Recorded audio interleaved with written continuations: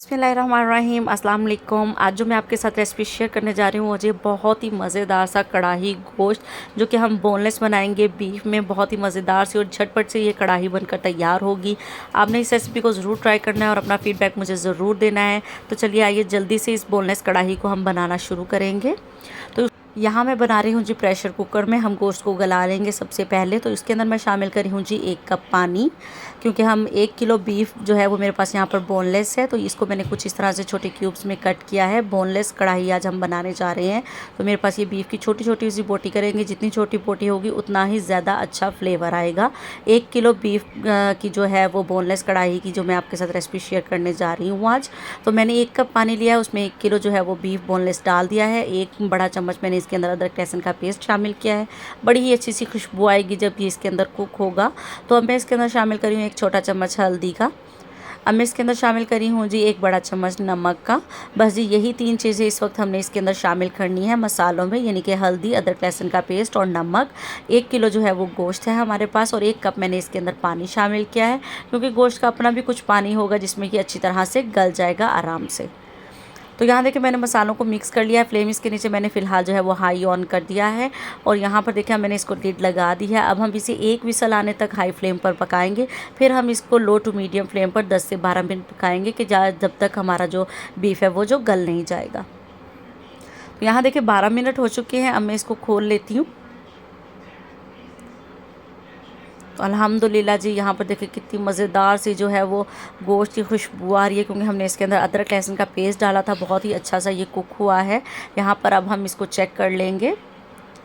तो आप देख सकते हैं कि पानी पहले से ज़्यादा भी इसके अंदर उतना ही लग रहा है कि मौजूद है। तो यहाँ पर देखें गोश्त जो है वो अच्छी तरह से गल चुका है। तकरीबन यहाँ पर 95% जो है वो कुक हो चुका है। तो हमें इतना ही कुक करना है, क्योंकि आगे भी जब हम इसकी कुकिंग करेंगे तो इसमें मज़ीद जो इसकी हल्की फुल्की सी जो कसर रह जाएगी वो पूरी हो जाएगी। तो अब मैं इसको एक कढ़ाई में निकाल लूँगी।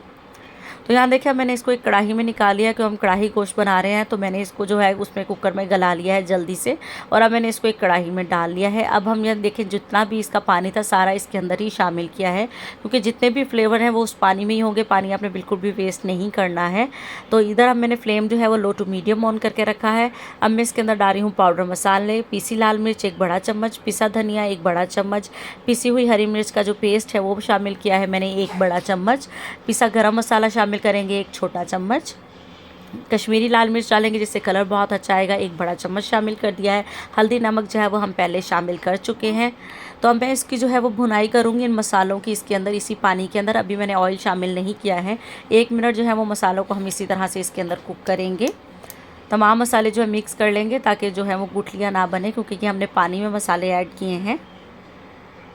तो 1 मिनट जो है वो मैंने मसालों को भून लिया है। तो अब मैं इसके अंदर शामिल करी जी ऑयल। ऑयल जो है वो कढ़ाई में आपको पता है कि ज़्यादा होता है। तो अब यहाँ मैंने तकरीबन 6 बड़े चम्मच जो है वो इसके अंदर ऑयल के शामिल कर दिए हैं। मैं ऑलिव ऑयल में बना रही हूँ, आप किसी भी ऑयल में इसको बना सकते हैं। ऑयल डालकर हमने इसकी खूब अच्छी तरह से भुनाई की है। देखिए जो ज़्यादा पानी था वो तकरीबन ड्राई हो चुका है। थोड़ा थोड़ा जो पानी है जो ग्रेवी का काम करेगा। तो अब मैं इसके अंदर शामिल कर दूँगी जी दही। दही के 2 बड़े चम्मच में इसके अंदर फेंट कर अच्छी तरह से शामिल कर रही हूँ। तो अब हम दही डालकर भी इसकी इतनी भुनाई करेंगे कि दही का भी जो इतना भी एक्स्ट्रा पानी होगा वो सारा ड्राई हो जाएगा। दही डालेंगे तो बहुत ही अच्छा सा कढ़ाई में जो है वो फ्लेवर भी आएगा, जो हमारी ग्रेवी भी बनेगी, जिससे थोड़ी सी ग्रेवी ही होगी हमारी कढ़ाई में, क्योंकि ये कढ़ाई गोश्त बना रहे हैं हम। जो हल्का फुल्का मसाला होगा वही इसके अंदर तैयार होगा। तो यहाँ पर देखिए जी मैंने दही डालकर भी अच्छी तरह से भुनाई कर ली है। ऑयल सेपरेट होना हो चुका है और यहाँ पर देखिए जी ग्रेवी जो है वो हमारी गाढ़ी हो रही है यहाँ पर। तो अब मैं इसके अंदर डाल दूँगी जी टमाटर। 1 बड़ा टमाटर है जिसको मैंने छिलका उतार लिया है और इसके अंदर अब मैं शामिल कर दूँगी। बहुत ही फाइन मैंने इसको चॉप कर लिया है और मैं इसको फैला दूँगी इसके ऊपर से। अच्छे से मिक्स नहीं करेंगे, क्योंकि ये स्टीम के ऊपर जो है वो टमाटर अच्छी तरह से सॉफ्ट हो जाएगा, जल्दी सॉफ्ट हो जाएगा। तो मैं इसको इसी तरह से जो है वो कवर कर दूँगी। अब लो टू मीडियम फ्लेम पे कवर करके अब हम इसे 12 से 15 मिनट जो है वो कुक करेंगे, जिससे टमाटर जो है अच्छे से सॉफ्ट हो जाएंगे और जो गोश्त की कसर है वो भी पूरी हो जाएगी। तो यहाँ देखिए 12 से 15 मिनट हो चुके हैं। तो अब मैं इसको भून लूँगी। अल्लाह कढ़ाई मेरी भागने लगी है, तो मैं ग्लव पहन लेती हूँ क्योंकि गर्म है, इससे होल्ड करना आसान होगा मुझे। तो यहाँ देखिए अब मैं इसके अच्छी तरह से टमाटर जो है वो जो एक्स्ट्रा पानी है वो ड्राई हो जाए। तो अब मैंने यहाँ पर हाई फ्लेम ही ऑन किया हुआ है और अब मैं इसके ऊपर डाल रही हूँ जी देसी घी का 1 बड़ा चम्मच। इसको आप ज़रूर शामिल कीजिएगा जब आप कढ़ाई गोश्त बनाएंगे, इसकी बहुत ही अच्छी सी खुशबू आएगी। बड़ा ही मज़ेदार सा हमारी जो कढ़ाई गोश्त में जो है वो फ्लेवर आएगा देसी घी का। तो मैंने इसके अंदर शामिल किया है जी 1 बड़ा चम्मच। हाई फ्लेम ऑन है और अब इसकी भुनाई करें ताकि जो हमारे टमाटर हैं वो अच्छी तरह से इस पर मिक्स हो जाए।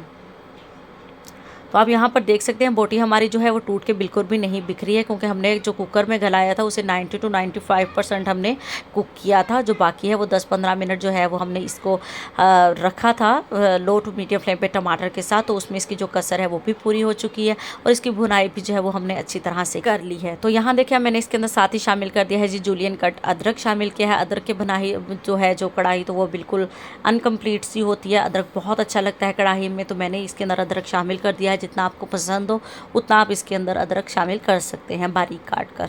तो अब यहाँ पर देखें ऑलमोस्ट जो हमारी जो कढ़ाई है वो बिल्कुल तैयार हो चुकी है। अब मैंने इसके नीचे कर दिया है जी लो फ्लेम, ताकि जो ऑयल है वो अच्छी तरह से सेपरेट हो जाए। तो यहाँ देखिए जी अल्हम्दुलिल्लाह ऑयल जो है वो अच्छी तरह से सेपरेट हो चुका है। तो अब हम इसके ऊपर डालेंगे जी थोड़ा सा हरा धनिया, जिससे हमारी जो कढ़ाई है वो बड़ी कलरफुल सी लगेगी, बड़ा अच्छा सा लगती है इसकी लुक धनिया डालकर। तो अब मैं इसके ऊपर डाल दूँगी थोड़ी सी साबुत कट करके जो है वो हरी मिर्चें। तो अल्हम्दुलिल्लाह जी हमारी जो है यहाँ पर ईद की स्पेशल सी कढ़ाई गोश्त जो है वो बीफ बोनलेस जो है वो बनकर तैयार हो चुकी है। अब मैंने इसको कर लिया है जी डिश आउट। तो उम्मीद करती हूँ आज की रेसिपी आप लोगों को ज़रूर पसंद आई होगी। आपने इस कढ़ाई गोश्त को ज़रूर ट्राई करना है और अपना फीडबैक मुझे ज़रूर देना है कि आपकी ये रेसिपी कैसी बनकर तैयार हुई है।